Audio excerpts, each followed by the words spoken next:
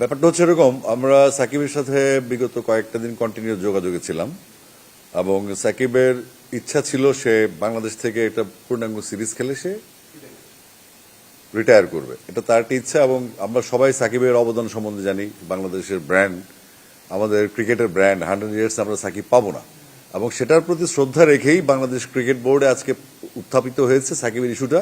আর আপনি যেটা বলছেন সেটা আইনগত ব্যাপারটা, যেটা সামাজিক বা আইনগত যে ইস্যুগুলো আছে সেটার সাথে আসলে বিসিবির সম্পৃক্ত কতটুকু। আপনি একটু আগে বলছিলেন যে বাংলাদেশে ওয়ার্ল্ড কাপ নিয়ে, আমি একটু কানেক্ট করি কোশ্চেনগুলো। বাংলাদেশ ওয়ার্ল্ড কাপে কেন যাচ্ছে না? বাংলাদেশ ওয়ার্ল্ড কাপে যাচ্ছে সিকিউরিটি থ্রেটের কারণে। আর আইসিসি একটা প্রতিষ্ঠান, বিসিবি একটা প্রতিষ্ঠান, বিসিসিআই একটা প্রতিষ্ঠান, বিসিএস একটা প্রতিষ্ঠান। একটা প্রতিষ্ঠান কিন্তু রাষ্ট্র না। একটা রাষ্ট্র যখন সিকিউরিটি, যখন জি কথা হয় তখন কিন্তু আসলে নিরাপত্তার ইস্যুটা আগে আসে।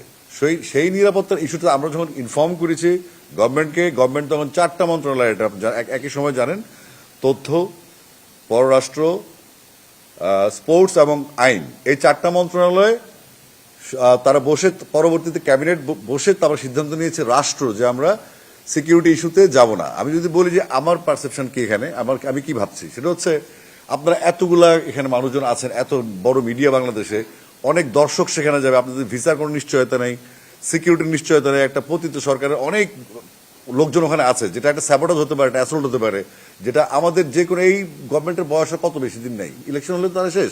তো সুতরাং তারাও নিশ্চয়ই ওই মুহূর্তে এই ঝুঁকিটা নিতে চাচ্ছে না। তো সেই ঝুঁকিটা এড়ানোর জন্য হয়তো গভর্নমেন্ট ডিসিশন নিতে পারে, বাট বিসিবির কোনো এখতিয়ার নাই যে আপনার এই সিকিউরিটি নিয়ে সর্বোচ্চ কথা বলা। কারণ বিসিবি একটা প্রতিষ্ঠান, স্বায়ত্তশাসিত প্রতিষ্ঠান, তার কোনো রাষ্ট্র নয়, আইসিসিও রাষ্ট্র নয়। সুতরাং যখন রাষ্ট্র টু রাষ্ট্র কথা হয়েছে তখন আমরা ওখান থেকে কোন রকম রাষ্ট্রীয়ভাবে কোনো রেফারেন্স আমরা পাইনি, নিশ্চয়তা পাইনি যে আমাদের নিরাপত্তা দেওয়া হবে। আইসিসি যতই বলুক বা বিসিসিআই যতই বলুক বা বাংলাদেশের বিসিবি যতই বলুক, শেষ পর্যন্ত নিরাপত্তা ইস্যুটাকে সরকার প্রাধান্য দিয়েছে। আমরা সেখানেই আছি। এই কারণে আমাদের আসলে ইন্ডিয়াতে টুরটা হয়নি। কিন্তু আমরা সবসময় বলেছি আমরা খেলতে চাই, আমরা কিন্তু কখনো বলি না আমরা খেলবো না। যে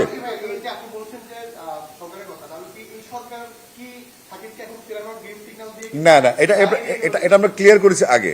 আমরা বোর্ডে যখন চুক্তিবদ্ধ আর্টিস্ট গান, কিন্তু আর্টিস্ট চলে আসে, চুক্তিবদ্ধ প্লেয়াররা যখন লিস্টটা হচ্ছে, তাদের গ্রেডেশন সিবিএডি যখন হচ্ছে, তখন আমাদের একজন ডিরেক্টর তিনি প্রস্তাব তুলেছেন সাকিব আল হাসানের বিষয়ে। কারণ গত কয়েকদিন যাবৎ তার মনোজগতে যে এই চিন্তা ভাবনা আসছে, সেই রিটায়ার করতে চায় এবং সাকিব আল হাসানের যে অবস্থানটা বাংলাদেশে, মানুষের মনে যে ভালোবাসা এবং আমাদের যে দায়িত্ববোধ থেকে, এবং পাশাপাশি সাকিবের সাথে আমি নিজে চেস করছি সাকিবকে, এবং ইন্টারেস্টিং সাকিবের সাথে প্রায়ই কথা হয় আমার ইস্যু বেশি নিয়ে, বাংলাদেশের ক্রিকেট নিয়ে।